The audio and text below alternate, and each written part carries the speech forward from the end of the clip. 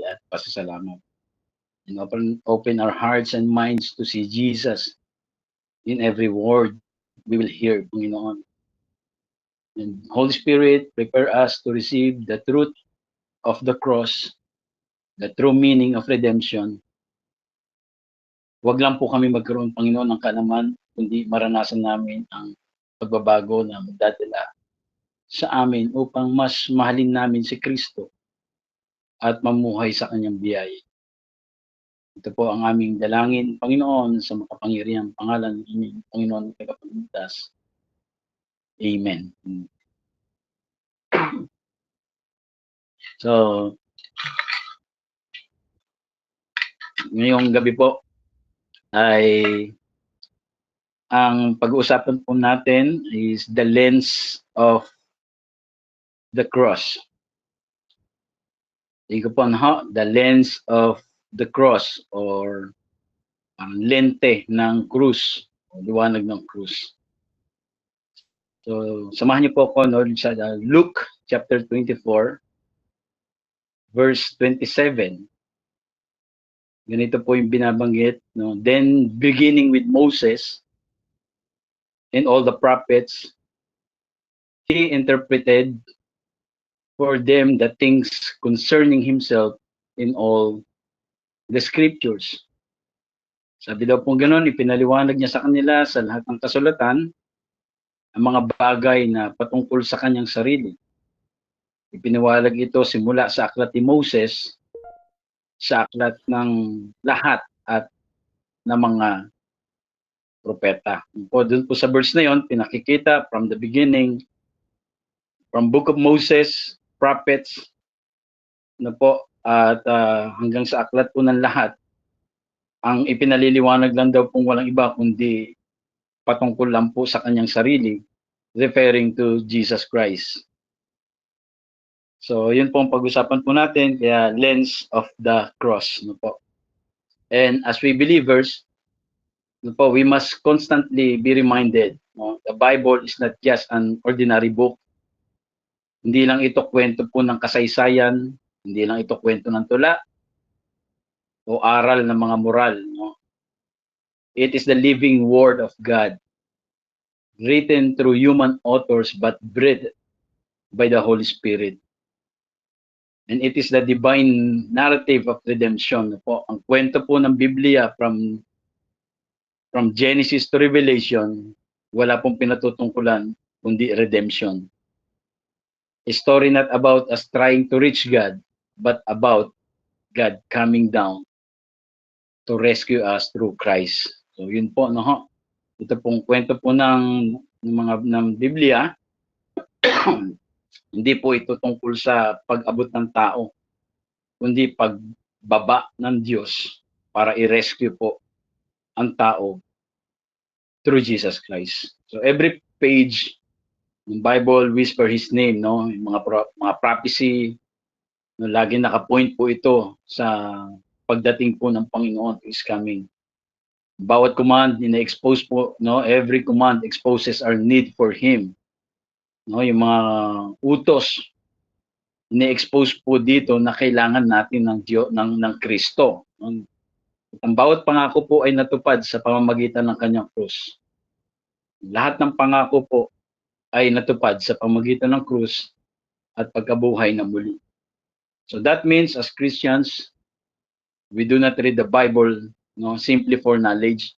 Hindi natin siya binabasa para magkaroon lang tayo ng knowledge, no? At isang inspiration. So madalas kasi parang minsan nagiging ganun na lang ang tingin minsan sa Biblia. Kapag gusto magkaroon ng inspiration, babasahin ng Bible. So hindi po ito dinesign para tayo po ay bigyan ng inspiration. So kailangan maunawaan po natin na kapag binabasa po natin ito ay to encounter yung author himself, si Jesus na po. So ma-encounter po natin in every area ng scripture si Jesus. So pero mas madalas po kasi gaya ng mga alagad sa daan, no, sa Emmaus. Remember po noon, no? Sila po ay lumalakad po sa They are walking in confusion. Sa verse po na yon, nasabi gano'n, that we can know yung verses, gaya po natin, marami tayong alam ng mga verses na memorize, mga story ng Bible, kwento ng Biblia, mga pangako, and even teach us yung mga doctrines. Pero marami pong gano'n, pero yet, nami-miss talaga yung person, yung person at the center of it all. So, yun po ang nakakalungkot minsan, sa dami ng alam ng verses, kwento ng Bible, pero hindi talaga kilala yung Jesus. Yun po, yung tunay na picture ni Jesus. So, yun po yung kailangan natin maunawaan, to know the scriptures, but nami-miss yung Savior. Kaya si Jesus mismo yung nagpapaalala po dun sa John chapter 5 verse 39, sabing ganun po, you search the scriptures because you think that in them you have an eternal life, and it is they that bear witness about me. So mga kapatid, yung Bible po, hindi po ito natatapos na So hindi siya ginawa para maging dekorasyon or parang tradisyon or obligasyon. It's an ultimate purpose is to reveal Christ. Yung Bible po, ang ultimate purpose po niya is i-reveal si Jesus Christ. So, lalo na sa Old Covenant na po, very blurred ang kanilang picture about Jesus. Lalo maging sa God the Father. So, yun po yung story po ng Bible. Na kung saan ito ay para maipahayag kung sino si Kristo. At ang cross, cross is the lens that brings everything into focus. Kaya kapag tinitignan natin ang Biblia sa lente po ng cross, nagiging malinaw po yung salvation. That salvation is not by our works, but by His work. Yung life is not about our striving, but His grace. And yung history po itself is about story po ni Jesus, His story. So, yun po yung ating pong kailangan maunawaan. Po, na kung saan maging malinaw po sa atin kapag naunawaan natin yung katotohanan, po, yung about doon sa cross, magiging clear sa atin lahat. Even our salvation, hindi magiging mabigat sa atin. Yung pagsunod kay Kristo, hindi ganun mabigat sa atin. So, minsan kasi kaya nagiging mabigat, mayroon pong wrong interpretation about who Jesus is and who God is. So, yun po yung nakalulungkot. Kaya po nitong na meron pong dalawang disciples na naglalakad po sila sa Emmaus. Papunta po silang Emmaus. So, they knew the scriptures, pero wala yung lens po ng cross. Kaya na-miss po nila yung Christ. Sa kanilang paglalakad, pinag-uusapan po nila, dumating si Jesus, kasama nila, kausap nila, hindi nila alam na si Jesus na yon. Ganun po kasi minsan ang ibang understanding, alam nila ang scriptures, but yung real Jesus, sino ba talaga si Jesus? Ano ba talaga character ni Jesus? Character ng God. So minsan nagkakaroon ng misinterpretation kasi nga wrong understanding about the word. So yun at ang ginawa po ay dinala niya sila sa pinakamahalagang pag-aaral ng Biblia. Sabing ganon. Doon po binigay yung verse na pinag-usapan natin sa Luke 24:27. Mula kay Moses at sa lahat ng mga propeta, from Moses. Ibig sabihin po noon, start po ng sulat ni Moses. Mula kay Moses sa lahat ng propeta ay pinaliliwanag po, sa kanila na ang lahat ng kasulatan at ang mga bagay ay tungkol lamang kay Kristo. So yun po yung binabanggit, Kaya kung uunawain po natin from the very beginning, doon pa lang po sa aklat ni Moses, kung magiging bukas po yung ating pong lente, makikita na po natin ang Jesus. From Genesis, maging sa Book of Prophets, at sa lahat po ng aklat. So, yun po yun. Kaya sabi ganoon, pinaliwanag sa kanila, lahat ng kasulatan po ay patungkol sa kanyang sarili. In John 5:39, Jesus said to the religious leaders, sino itong mga religious leaders na to? Ito yung mga Pharisees, sabi ganoon, you search the scriptures because you think that in them you have an eternal life. And it is they that bear witness about me. No? Hinahanap nila yung kasulatan sapagkat iisip ninyo, sa mga ito ay may buhay na walang hanggan.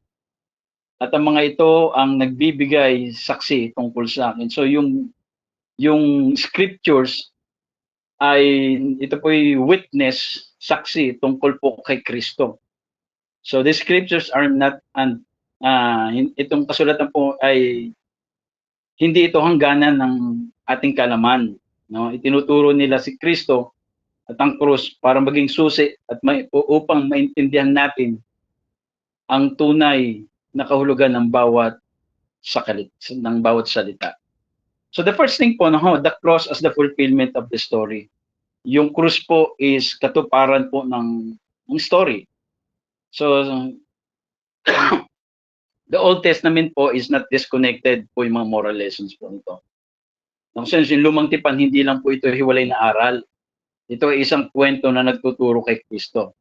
So yung Old Covenant po, yung lumang tipan po, hindi po ito hiwalay na aral. No? Ito po ay nagtuturo kay Kristo. From Genesis hanggang Malakay.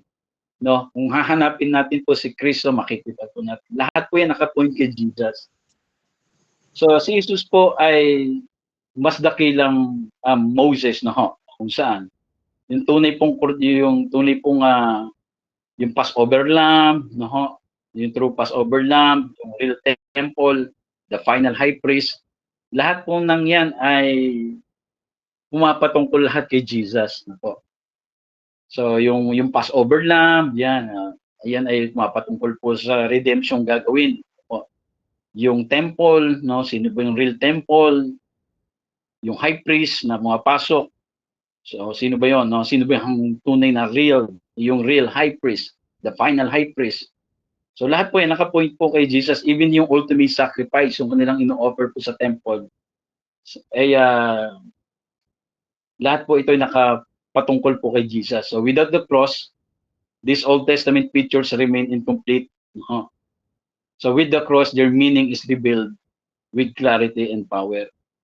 So nung dumating po yung cross, nagdapat maintindihan po natin na magkaroon po ng linaw na kapag binasa natin yung Bible, makita po natin na nare-reveal si Jesus, yung revealed with clarity and power. So isipin po natin yung Exodus, yung dugo ng kordero sa pintuan na yung pintuan po ang nagligtas sa Israel mula sa kaparusahan. So ibig sabihin po no sa Old Covenant, no, lahat po ng doorpost na meron pong wisik ng dugo ay lalampasan po ng angel of death. So meaning ay naiingatan, proteksyonan. So kaninong dugo ba yung tinutukoy po doon? Yun po ay picture po ng mangyayari po doon sa cross, no, yung blood of Jesus. Kaya ang isa pong mananampalataya na meron siyang blood of Jesus, sumampalataya na tayo kay Kristo. So wala na ho tayong dapat pang ikatakot. Dahil tayo po ay kasama na hong na-redeem po, no? Kasama na tinubos po ng Panginoon. Pero yung pangyayari pong iyon, hindi lang po ito tumatayo mag-isa, no? Meaning hindi siya nag-stand alone. Ito ay nagpapahiwatig ng tunay pong kordero ng dugo. Ay hindi lang tatakip sa kasalanan, kundi tatanggalin ito, no? John 1:29, sabi pong ganon, the next day John saw Jesus coming toward him and said, here is the Lamb of God who takes away the sin of the world. So sa Old Covenant po, tinatakpan lang ang kasalanan. Pero dito po sa John 1:29, sabi ni John, sabi niya, narito ang kordero ng Diyos na nag-aalis, no? Inaalis, hindi tinatakpan. Sa Old Covenant po, tinatakpan lang Pero dito po, no, doon sa cross, hindi lang ho tinakpan yung kasalanan natin. Inalis po yung kasalanan po natin. So yung kasalanan po ng sangkatauhan. So the same true, no, for the tabernacle, yung priesthood, sacrifices, yung mga feast po na yan, ito po yung mga shadows, no po. Sabi po sa Colossians chapter 2 verse 17, these are a shadow of what was to come. No? The substance is the Messiah. Ang mga ito ay isang anino lamang ng mga bagay na darating. Ngunit ang katunayan ay si Kristo. So yung mga nangyari po doon sa Old Covenant, ito po yung mga anino lamang. No, yung mga sacrifices, yung mga feast po na yan po ay anino po lahat yan ng Kristong parating, na ang substance walang iba ho kundi si Jesus na Messiah. Even po yung mga covenant sa old, no, yung Abrahamic, Mosaic, Davidic, lahat po ng ito ay natupad po sa kamatayan po na muling pagkabuhay po. Yan yung mga covenant po na yan ay walang ibang pinatutungkulan din, no, yung kundi kay Jesus, no. Kaya sabi sa Galatians 3:16, no, the seed of Abraham is Christ. So si Kristo ang binhi ni Abraham. So itong pangako po na to, no, na binanggit kay Abraham and to his seed. So hindi sinabi po seeds, no, seed. Walang S, no po. Referring to one. And to your seed, walang iba kundi si Kristo. No, naalala niyo po, no, mayroon pong tipan kay Abraham, no po, na para dadami ang kanyang lahi, no, ang kanyang mga anak. So, even po 'yon, no, ay nakapatungkol po kay Kristo. So, sabi nga noon, sino mag-curse sa'yo ay ki-curse. Sino mag-bless sa'yo ay i-bless. So, ang pinopoint po doon, walang iba kundi si Jesus, no? May mga kahulugan po kasi yan. No, ibig sabihin po na sino mang sumampalataya kay Kristo ay makare-receive po ng redemption, po, ng kaligtasan. Pero yung mga magre-reject, sila po ang pumili po noon at hindi si Jesus ang nagbigay. So, pinili po nila yon. Yung law of Moses po na sa Romans chapter 8 verse 3 and 4. Ang sabi pong ganon, ito ay sapagkat ang kautusan ay mahina sa pamamagitan ng makalamang kalikasan. Kaya ito ay walang kapangyarihan. No? Isinugo daw ng Diyos ang sarili niyang anak na nasaan yung taong makasalanan upang maging hain para sa lahat ng kasalanan. Maging hain po. So sa ganitong paraan, sabi ganoon, sa laman ay hinatulan na niya ang kasalanan. In verse 4, upang matupad ang matuwid na inihiling ng kautusan sa atin na ang mga lumalakad ng hindi ayon sa makalamang kalikasan, kundi ayon sa Espiritu. So yung promise po, no, yung sa kasulatan po na yun, sa Romans 8:3, in order that the law's requirement now would be accomplished in us who do not walk according to the flesh, but according to the Spirit. So the promise of an everlasting kingdom to David po realized through the risen Christ. No? Ang pangako po kay David, ang pangako din kay David na po, is an everlasting kingdom. Yun po ang kanyang pangako kay David. Pero ang tinutukoy po doon na everlasting kingdom ay si Jesus.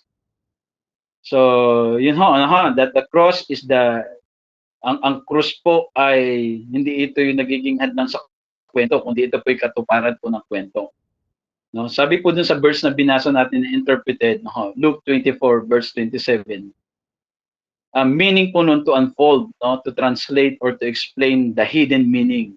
The cross gives us the meaning na po yung salitang interpreted, no po. Ibig sabihin daw po nun is to unfold, to explain the hidden meaning, no, doon po sa verse na atin pong binasa natin.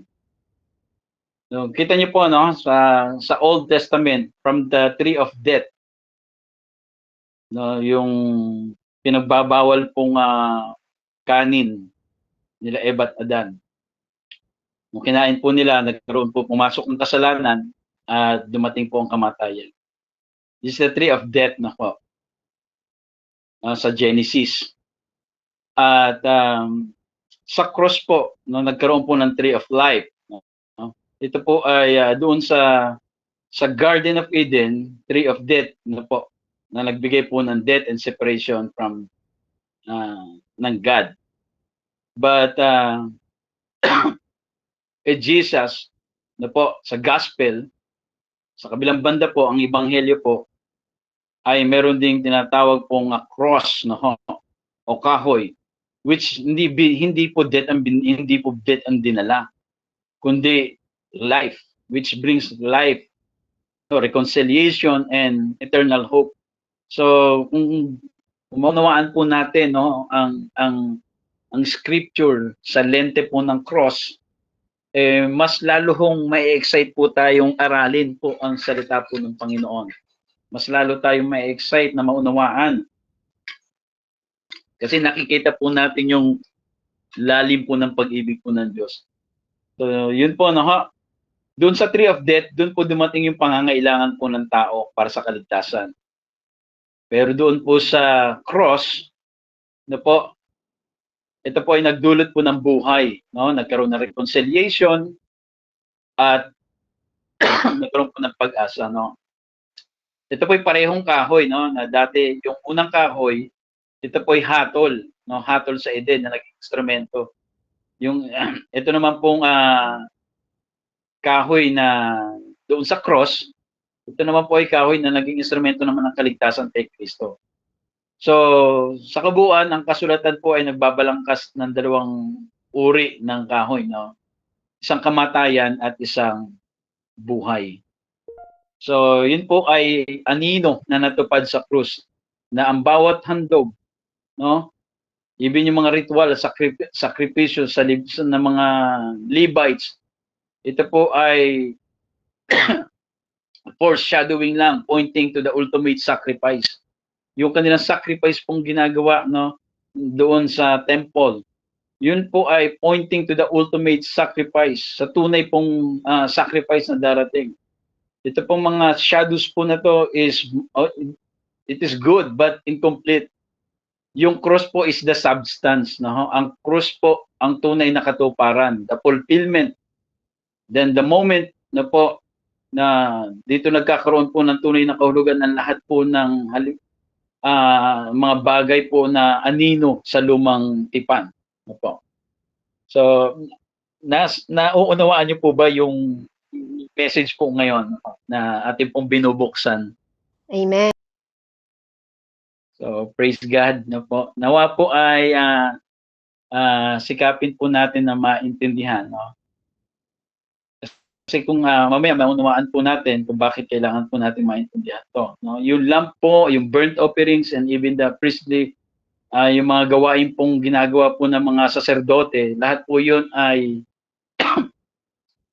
ay sa pamamagitan po noon, nakapatungkol po lahat yun kay Kristo. So yung cross po, no, ito po yung eternal plan, hindi po ito backup, no? Yung cross po hindi po siya naging plan B na nagkasala ang tao. So ibig sabihin po noon, ito ay plano niya mula sa simula pa lang. Bigay ko po yung verse, sabi ganoon. Sabi sa Revelation chapter 13 verse 8. Sabi ko, lamb na po, yung part po na yun, lamb is slain from the foundation of the world. Na po, yung kordero daw po ay pinatay mula pasimula pa ng mundo. So meaning hindi pa nagkakasala si Eva at Adan, no? Meron na pong lamb na na-slain. Meron ng korderong pinatay. Sabi sa Revelation 13:8. Alam po ng God na sasablay po si Eva at Adan. At hindi siya na-surprise sa part po na yon, no? Hindi ho nagulat ang Diyos kung bakit nila kinain yon. Kaya nga po, no, sabi pong gano'n, lamb is slain from the foundation of the world. So, noong kamatayan ng kordero po ay bahagi ng plano ng Diyos sa sangkatauhan. Hindi ito plan B. Ano po, bahagi ito ng plano na nagpapakita po ng kanyang karunungan, pag-ibig at kalwalhatian. So yung pagbagsak po ng tao po ay hindi kinagulat ng Diyos. Ang kaligtasan sa pamagitan ng krus ay palagi po niyang plano. Amen. So praise God. So ngayon po, tulad po ng pagpapakita ng krus sa kahulugan po ng lumang tipan, na maaari nitong linawin ang ating sariling buhay. Na tayo po ay kapag naharap tayo sa kalituhan, mga pagsubok, mga pagkakamali, tignan lang po natin ulit ang cross, alalahanin po natin yung gawa ni Kristo. Ito po ay nagbibigay ng layunin, pag-asa, direksyon sa bawat bahagi po ng ating kwento. Kaya po nang binanggit po natin, no, ang krus ay hindi ito plan B ng Diyos. Ito ang kanyang plano mula pa sa simula ng mundo. Ito po'y paalala sa atin, no, na magtiwala tayo sa oras po at dun sa layunin po ng Diyos. Na parang kahit tila mahirap o hindi makatarungan yung mga sitwasyon na nararanasan natin, so palagi pong gumagawa ang Diyos, no? Moment po na nagka-problema ka, hindi ho nasusurprise ang God. Yung panahon po na nagkamali ka, hindi ho nagugulat ang Diyos diyan. So alam po ng Diyos na may mga bagay po na mangyayari po ang lahat ng yan. Kaya the good thing nga po, no, ang Diyos, kaya nga lagi po siya nagbibigay, no, ng daan o way to escape, pintuan para makalabas. bago pa ho natin maranasan yung mga bagay po na pwede nating maranasan, nauna na hong nagbigay ng pintuan ang Diyos para makalabas po tayo. Bago pa dumating yung mga mabibigat pong problema natin sa buhay, nauna na hong nagbigay ng solusyon ng Diyos. Wala hong pinakamabigat pong problema ang mundo, kundi ang kasalanan, ang kamatayan. Pero nung dumating po iyon, meron na naunang sagot ang God. Sabi po sa Revelation, meron na pong lamb na na-slain na po before the foundation of the world. Yun yung mga panahon po, no, na kung saan hindi pa nililikha ang tao, meron ng slain na lamb na na-slain. So ganun po kadunong ang Diyos natin. Ganun po kabuti ang Diyos natin. So bago ka dumating sa mga mabibigat mong problema o anumang problema ang pinagdaraanan mo, sakit man yan o ano, hindi mo na-surprise ang God. In fact, meron ng prepared solution ng Panginoon. Meron na naunang sagot po ang Panginoon. So kaya nga tayo tinuturuan po ng Panginoon na angkinin, no, yung mga bagay na ating pong dinidiklara. No, ibig sabihin po, yung mga panalangin po natin, sabi, whatever you ask for in prayer, believe that you have received it, and it will be yours. So sa panalangin po pa lang po, no, angkinin na natin kasi sumagot na po ang Panginoon. Nagbigay na ng solusyon po ang Panginoon. Kaya yung mga bagay po na pwede nating maranasan, no, wala akong surprise kay God. No, hindi siya, nagkamali yung anak ko. No, nagkagawa ng mali yung bagay yung anak ko. Lahat po ng yan, alam na ng Panginoon. Kaya nga, dumarating yung point, no, babalikan mo na ang lahat. So, sasabihin mo sa sarili mo, paano ko nalampasan ng lahat. Mga kapatid, hindi ito dahil sa iyo. Hindi dahil sa galing natin, hindi dahil sa dudog natin, and even sa connection po natin. Dahil po ito sa cross ni Jesus. Ano po, na nauna lang na slain bago pa dumating yung mga problema po natin. So, ganun po kabuti ang Diyos kasi bakit? Mahal po niya tayo. Okay, kung titingnan po natin, bakit hindi na lang gumawa ng bagong creation ng God? So, kung gagawa ng bagong creation ng God, ano pong mangyayari? Mukhang lalabas po na tayo po ay, ang pagkalikha sa tao ay pagkakamali. So, bakit hindi siya nag-create na lang ng bago? Kasi bakit po? Bago pa dumating po yung problema, meron ng lamb na slain. So meaning, willing ang ating Panginoong Kristo na daanan ang lahat ng hirap ng yan para lang po ma-fulfill, no po, yung plano ng Diyos sa buhay po ng tao.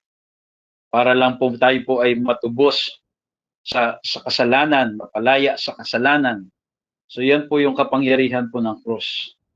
And the Old Testament sacrifices po na kanilang ginagawa. Dahil sinabi natin, were only shadows pointing to Christ. No, ito'y anino lamang na nagtuturo kay Kristo. So yung buhay mo ngayon ay dapat po nagpapakita ng katotohanan tungkol sa kanyang sakripisyo. Mamuhay po tayong pinatawad, no, ng malaya sa guilt, no, at may lakas na nagmamahal. So meaning, mamuhay tayong forgiven, free from guilt, and empowered to love, serve, and walk in righteousness. So ito po yung mga reality of the cross. No? Hayaan natin i-shape po tayo nito. No? Yung relationship natin sa bawat action po natin. So yun po, no? Yun yung unang bagay. No? Yung cross po ay fulfillment po ito. No? Ito po ay fulfillment doon sa doon sa story po no ng scriptures, no. Ito po ay katuparan, no, yung cross. So pangalawang bagay po yung cross po, no, the cross as the center of revelation. So yung cross po ay maging sentro po ng kapahayagan. John 5:39, banggitin po natin ulit, no. Sabi pong gano'n. Sinasaliksik ninyo ang kasulatan sapagkat sa paglagay ninyong mga ito ay may buhay na walang hanggan. Ang mga kasulatang ito ay nagpapatotoo ng patungkol sa akin. So, yung scriptures po, no, o yung salita ng Panginoon, hindi po yun yung nagbibigay po ng buhay na walang hanggan. No? Kundi kung sino yung pinatutungkulan ng scripture, walang iba kundi si Jesus. So ang kalaman po, no, yung knowledge without the cross, nagdudulot po ito ng pride. No, yun po ang nangyayari kapag ang tao po maraming alam sa scripture pero hindi naunawaan yung totoong kapangyarihan po ng cross, nagbibigay po ito ng pride. So parang tingin niya magaling na siya, no? Tingin niya nag-grow na siya, tingin niya malalim pa siya. Pero ang katotohanan po, pag nabuksan po ang tao doon sa krus, lahat po ng kaalaman po na meron po ang tao, tatanggalin po iyon. At ang yayakapin na lang po kundi yung bagay na natapos po doon sa krus.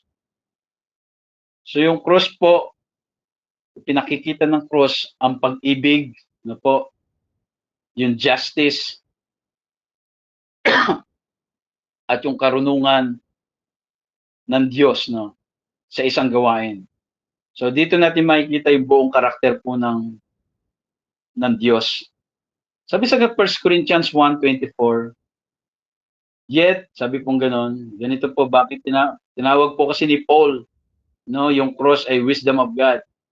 Sabi nga sa 24, yet those who are called, both Jews and Greeks, Christ is God's power and God's wisdom. No, para sa tao po, yung kamatayan sa krus ay parang kahinaan at pagkatalo. No, parang katapusan. Pero sa mga mananampalataya at sa pananampalataya, dito po makikita yung tunay pong karunungan ng Diyos, yung nangyari po sa krus. So dito po ay pinagbuklod niyang muli yung banal na Diyos at ang makasalanang tao. So naging daan po yung cross doon sa Holy God at sa tao pong mga makasalanan. So every revelation of God must be interpreted through the cross. Sa lahat po ng pagpapahayag ng Diyos ay dapat tignan po natin sa pamamagitan po ng cross. Kung wala ito, mali lagi yung magiging larawan natin tungkol sa Kanya. No? Apart from it, we will always distort His character. Kaya nagkakaroon po ng maling interpretation kung sino ang Diyos, kung anong karakter ng God, no? Na ang God nagpaparusa, na ang God ang God nagsusumpa, no? Kung maunawaan po natin lahat ng ito. So magkakaroon po tayo ng right picture ng God. So kapag mali po, no, apart from it, laging distorted yung karakter po ng God.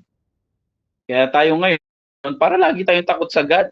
Eh, sabi niya nga, pwede natin siyang tawaging Aba, no? Yung Aba sa Hebrew, ito yung pinaka-sweetest term ng isang ama.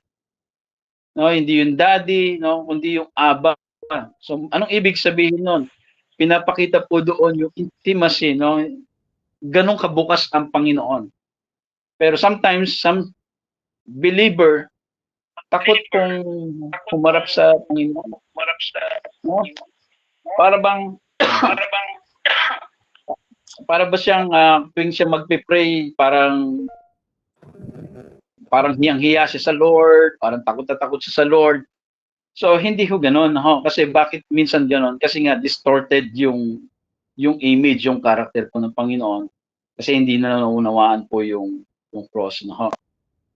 So ito po ay kapag minsan nagkakaroon tayo ng tingin sa God na sobrang stricto ng Diyos, na tagapagtupad ng batas, no, parang ganon yung ating minsan understanding ng mga mananampalataya. So, higit pa rito po ay binabago daw po ng cross kung paano natin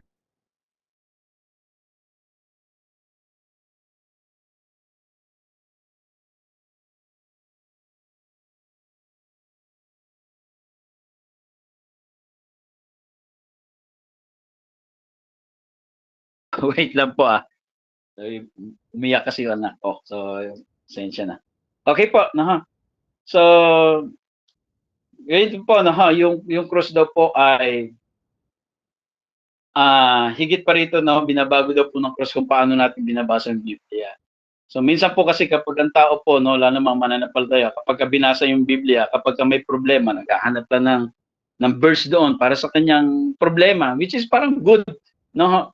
Pero hindi ko naka-design yung Bible sa ganun. No, yung Bible po ay naka-design para ma-reveal kung sino si Jesus, kung sino si Kristo. So yun po ang katotohanan, no? Although nakakatulong sa atin kapag may mga problema tayo, may verse tayo mababasa, pero kapag ganun po ang ating pong way, pagbabasa ng Biblia, nami-miss po natin si Christ nga, no? Gaya ng sinasabi natin kanina, ang dami nating alam na verse, ang dami, may mga Christian na may mga memorize yung verse, alam yung mga verse para sa mga ganitong sitwasyon, pero na-reveal ba si Jesus? Nakita ba natin kung paano ma-reveal si Jesus dun sa scripture? So, yun po yun, no, yung sinasabi natin, gaya na dalawang disciple na naglalakad na patungo pong Emmaus.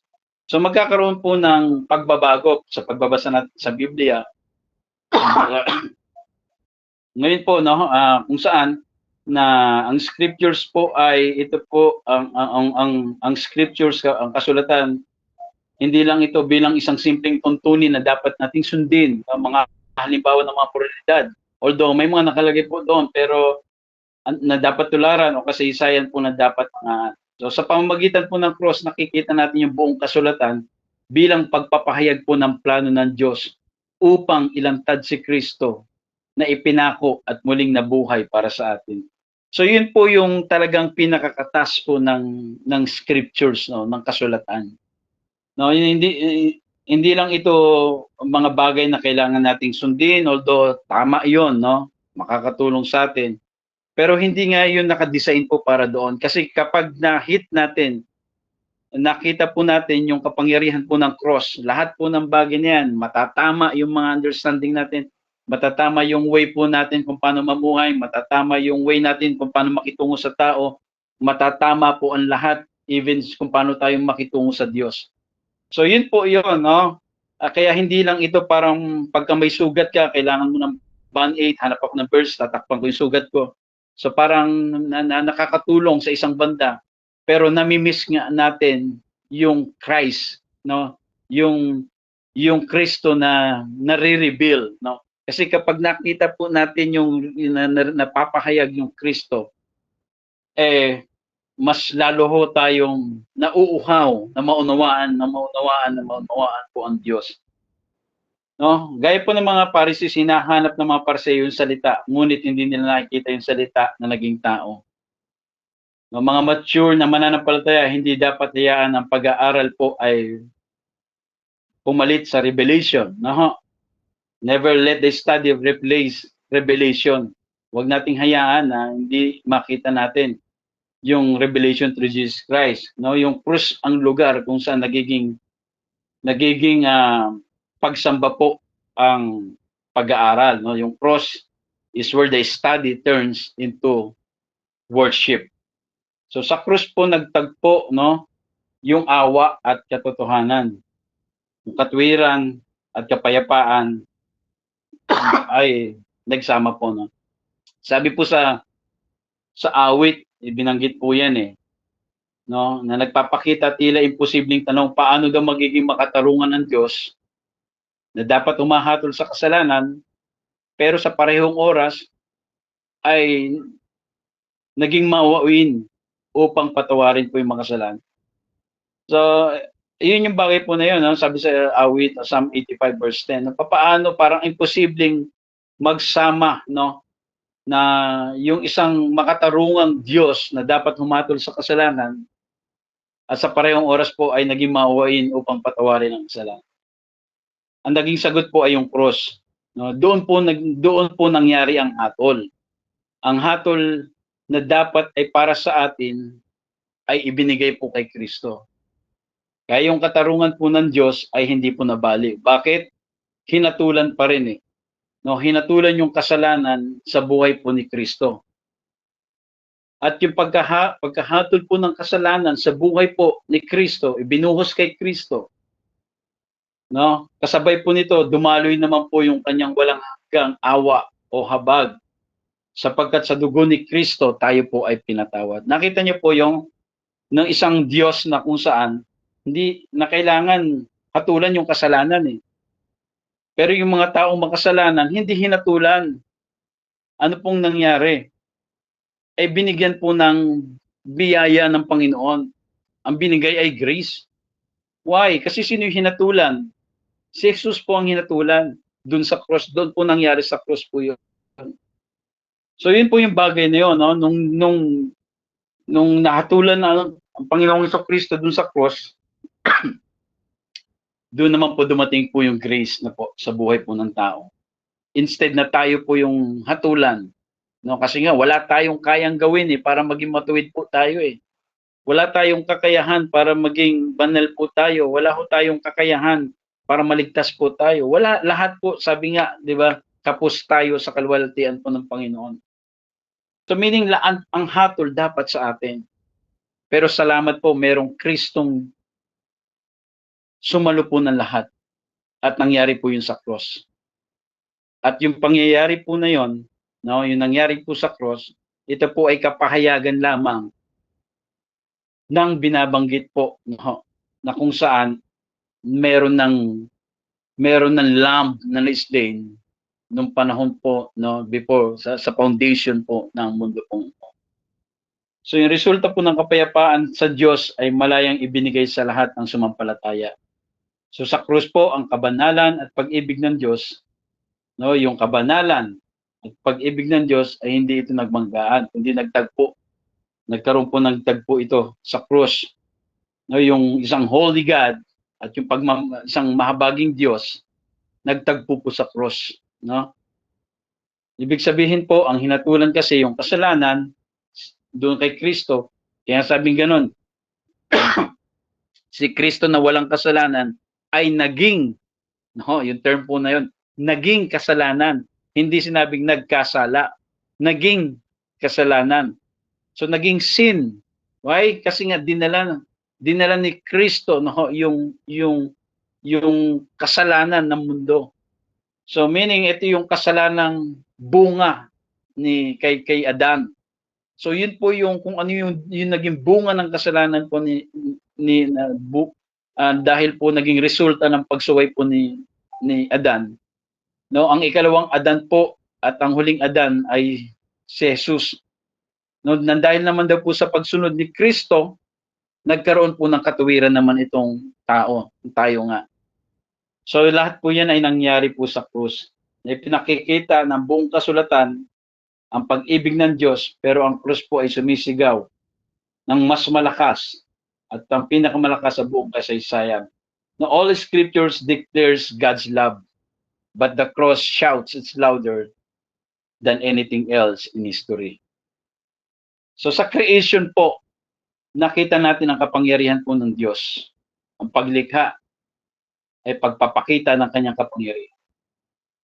Sa law naman po, sa law, pinakita naman po doon yung kabanalan po ng Diyos, no? Na hindi natin maabot yung kabanalan ng Diyos.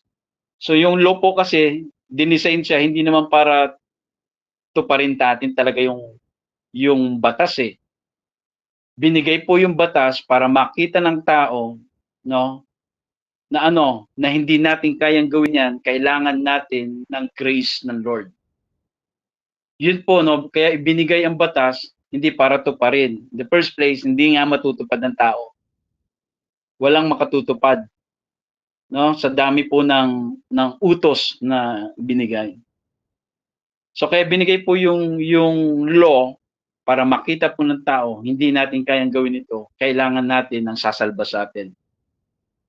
At yun po yung grace ng Panginoon.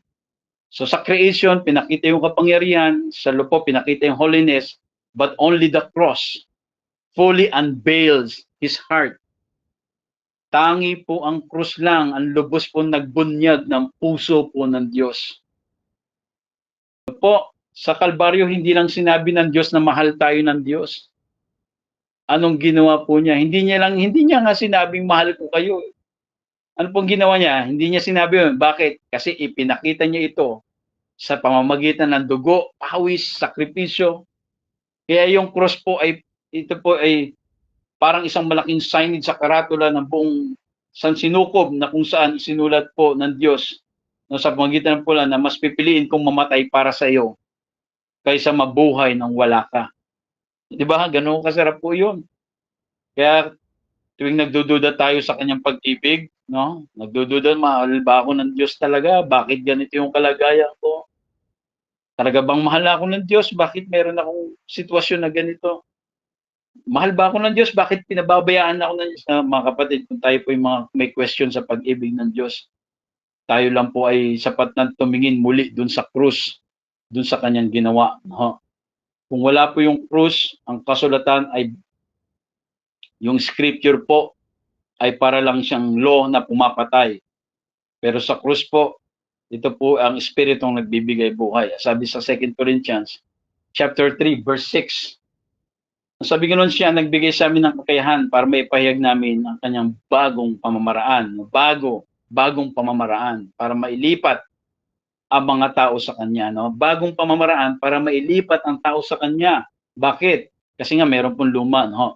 At ang bagong pamamaraan na ito ay hindi ayon sa isinulat na kautusan. No, yung bagong pamamaraan daw po ay hindi ayon sa isinulat na kautusan. Ano ba yung pinatutungkol po doon?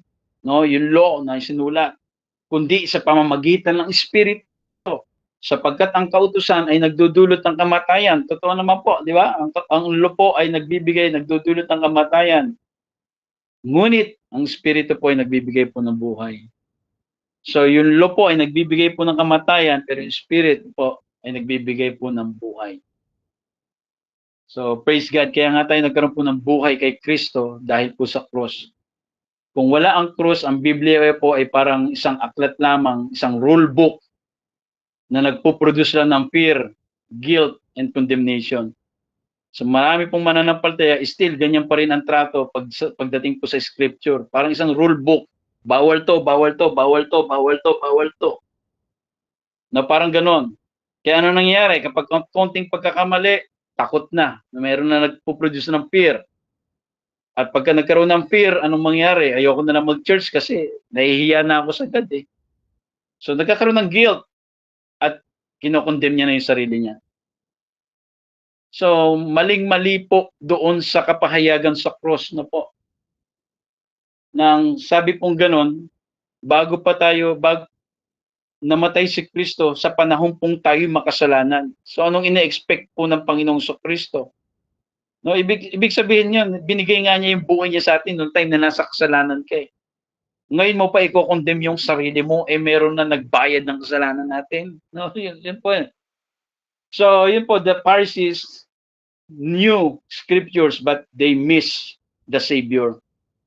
No, alam ng mga Pariseo yung kasulatan, pero hindi nila nakilala yung tagapagligtas. Ngunit kapag tinignan natin ang Biblia sa liwanag po ng cross, ito po yung nagbibigay ng buhay.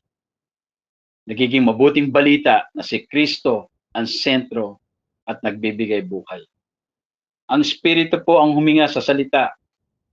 Kapag nakita natin ito at natupad, no, sa tapos na gawa ni Jesus. No, magkakaroon lang po tayo ng experience na ng yung sinasabing paghinga ng Espiritu doon sa salita, nagiging buhay kapag tayo po, ang lens natin ay nandun sa cross. Ang cross po ang nagbabago, no? Ang cross po ang nagbabago dun sa letter o yung law na pumapatay tungo sa buhay na salitang nagliligtas, nagpapagaling at nagbabago. So kapag nararamdaman mong tayo po ay nahati sa pagitan ng kasalanan at pag-ibig ng Diyos, tandaan lang natin lagi yung cross. No, hindi kailangan pumili ang Diyos kung ikaw ay parurusahan ba o patatawarin. So sa cross po, parehong natupad po yung pinarusahan, hindi tao, kundi si Kristo. At ang pinatawad, yung tao. No? Kaya kung minsan iniisip natin kapag nagkasala tayo, tapos na ang lahat. Pero ang cross po yung nagpapaalala na ang kasalanan ay hinatulan na kay Kristo. So at ang kapatawaran po ay malayang ibinigay. Kaya pwede nang lumapit sa Diyos ng may kapayapaan at kumpiyansa. Every time na lalapit ka sa God, ituring natin siyang Ama kasi tinuring niya tayong anak. Huwag natin siyang ituring na parang isang stricto na tagapagbigay ng batas. No? Hindi natin may enjoy ang relationship. Lagi kang takot kaysa doon sa love na umiiral po sa atin.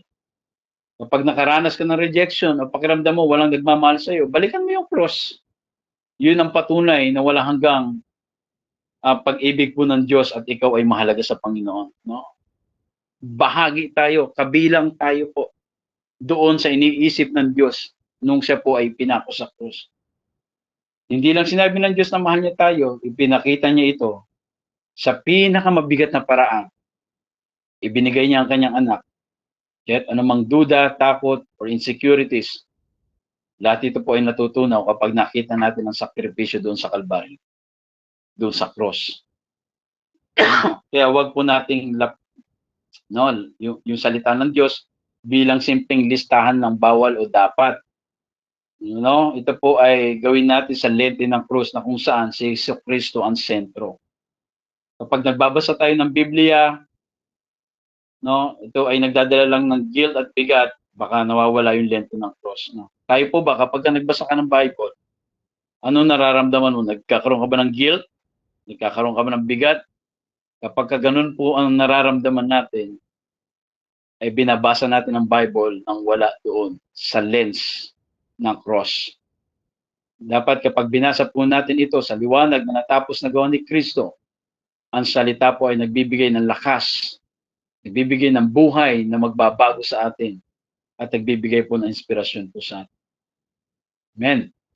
So purihin po ang Panginoon. Kaya yung mga salita pong ating narinig ngayong gabi pong ito, nawa ay maging paalala po sa atin na ang kasulatan, ang scriptures, makita po natin yung kapahayagan ni Jesus. No? Hindi ko naman sinasabi po na pwede tayong gumawa ng mali. Hindi naman ho gano'n. No? Mali po yung understanding natin. Kasi kung lagi natin hahanapin kung ano yung hindi dapat gawin at dapat gawin, nagkakaroon po tayo ng conscious doon sa mga sin conscious natin. No? Magkaroon po tayo ng consciousness doon sa righteousness ni Christ.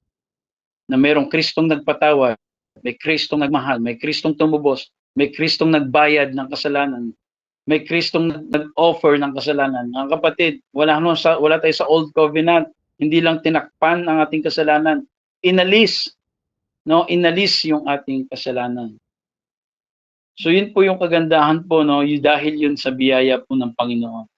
It is by the grace of God. No? So hindi dahil mabait ka. No? Wala nga, hindi nga natin kayang gawin. Sasablay po tayo.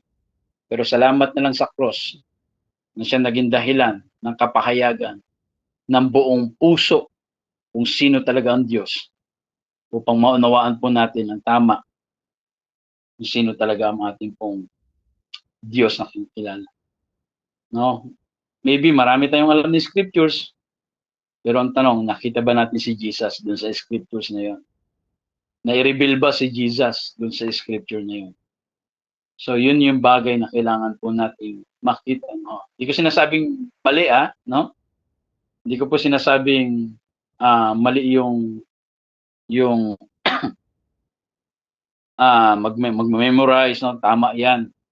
Pero wag nating gawing design lagi yung scriptures para tapalan lang yung mga sugat natin.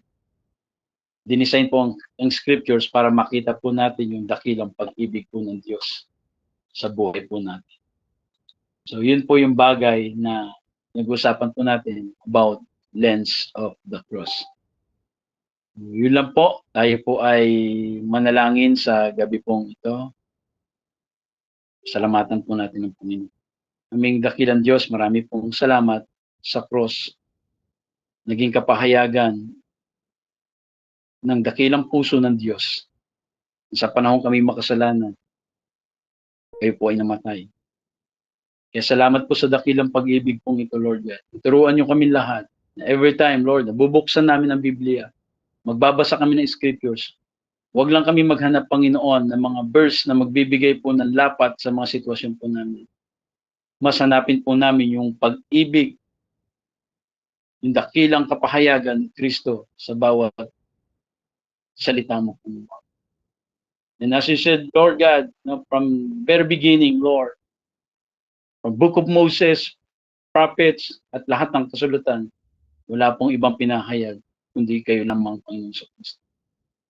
And teach us, Holy Spirit, to understand, help us to illuminate mga salitang naipahayag. Maybe hindi maunawaan po yung iba, but we ask the Holy Spirit to illuminate your word. Mas maging malinaw itong mga salitang ito sa buhay po namin. Salamat po. Pinupuri ka namin.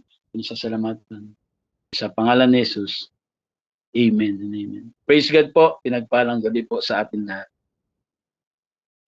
Amen. Ayan. Thank you po, Pastor Charles, sa mensahe po na ibinaba po ng ating Panginoon, at thank you po rin po ang Diyos sa buhay mo, at patungkol po sa cross ng ating Panginoon.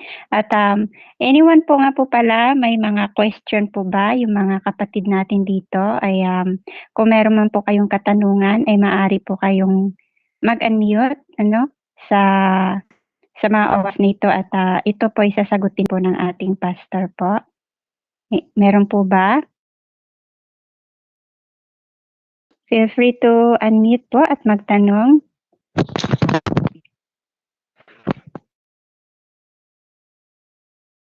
Ayan.